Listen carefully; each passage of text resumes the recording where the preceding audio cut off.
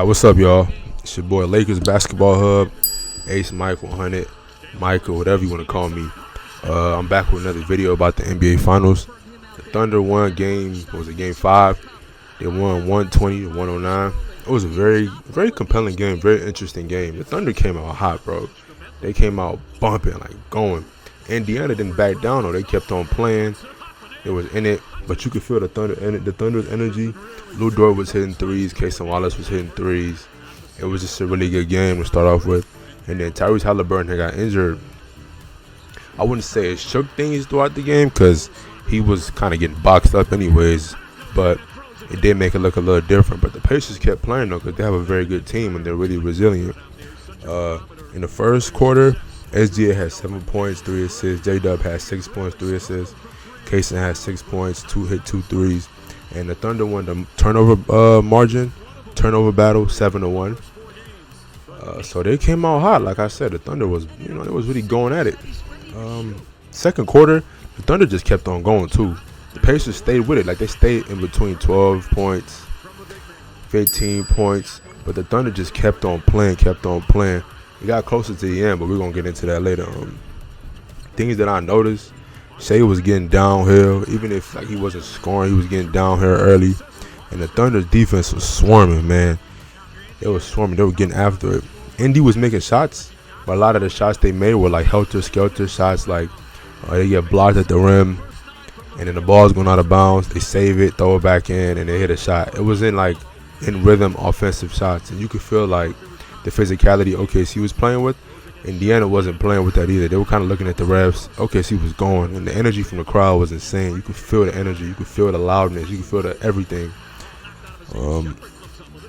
But like I said, some of the shots Indy was making were hard, tough shots like that.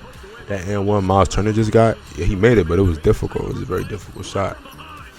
Chet, the thing I noticed about Chet in this game, his offensive game, he needs to work on it. He needs to get better. And it was just very it looks like it's hard for him to score. People say because he got injured, but I don't know, man. It just looks like he doesn't know what to do or where to go on the court. But he has to at least be a shooter, though. Like for Game 6, he has to knock down his threes, space the floor, and just be aggressive.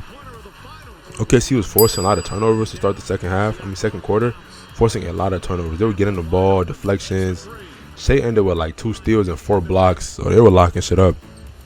And then OKC they made more threes today, man. They made way more threes in the first quarter than they did in the whole game yesterday. Game 4. So it was insane, man, watching them play. This is one of the best defenses I've ever seen. They get after it, and they had guys come off the bench like Aaron Wiggins to play really good. Haliburton was struggling getting downhill, like I talked about in the last video, and any video I made about Tyrese Haliburton. He's a good basketball player, but he struggles going north to south and getting downhill scoring, creating without screens, and that hinders you. People like to say, "Oh, you're hating on Tyrese Haliburton," but it's the truth. If you watch a player play, it's hard for him to get downhill scoring. He's not putting any pressure on the defense. So even if he's a great passer, you need screens all the time to get past anybody. Sometimes when you need screens, it hurts your offense. Yeah, because they know okay, we're gonna switch it. Or it's just very tiring for the offensive big man to continually set screens. And eventually the defense figures that out, that he needs a screen to score. And it's easy. They can force you a certain way, make you play certain ways. Like a screen, a guard who needs a screen to score a lot of his points, is not a top player in the league, essentially. So that's why I don't have him in my top 10. I think he's more top 15 to 20. OKC was creating great looks, and Siakam was the scorer. He was the guy really getting buckets for Indiana. He was getting buckets, and E. Smith was hitting some threes. T.J. McConnell was playing like Allen Iverson, bro. He came in the game and just started hitting everything. Bro, it was insane watching him. I was like, bro, they can't guard T.J. McConnell, but he was having a moment, bro. He was having a moment. Like Ryan Russillo said, he said, white guys are having a moment right now.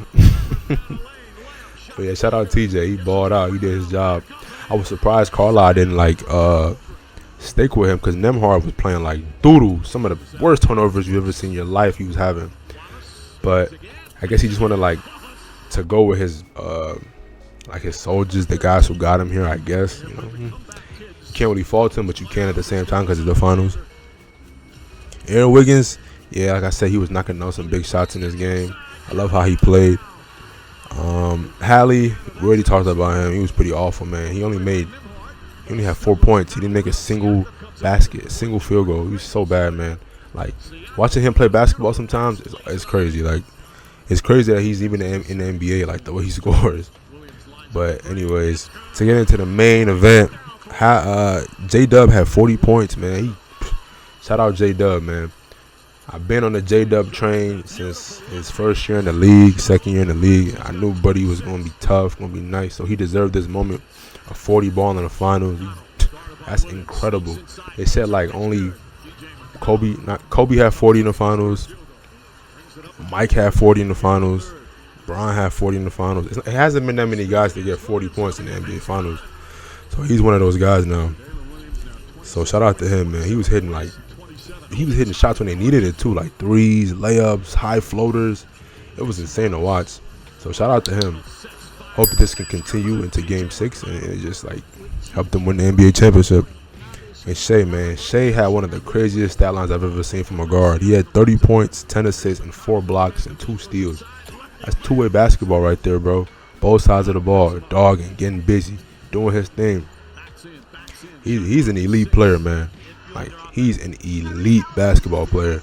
And I've been seeing people talk about, oh, yeah, depending on what happens in Game 6, it's going to decide the Finals MVP.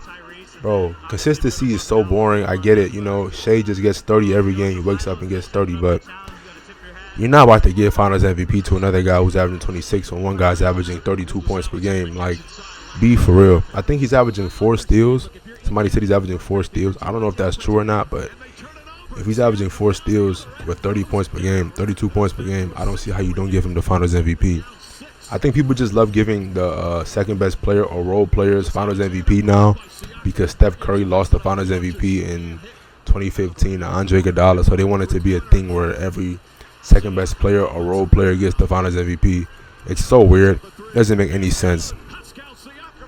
But yeah, I want to see what the Pacers do in Game 6 because they said Haliburton, he strained his calf.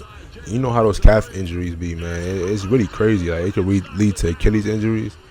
And they could be very detrimental for his career. So I want to know if I think he's not gonna play. I ain't gonna lie. I don't think he's gonna play. And if he plays, he's gonna be hobbled. And it's gonna hurt them a lot.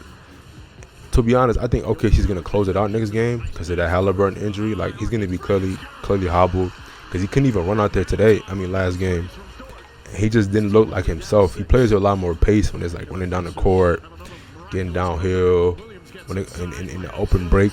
That's where Haliburton really shows. He's making dimes, passes. Obviously, like, he's not a great downhill offensive player in the half court set, but he still wasn't even aggressive. So you can tell, like, it ain't really there.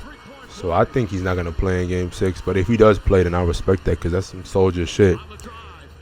But anyways, man, shout out to Thunder, shout out to Pacers. You know, it's been a great NBA Finals so far.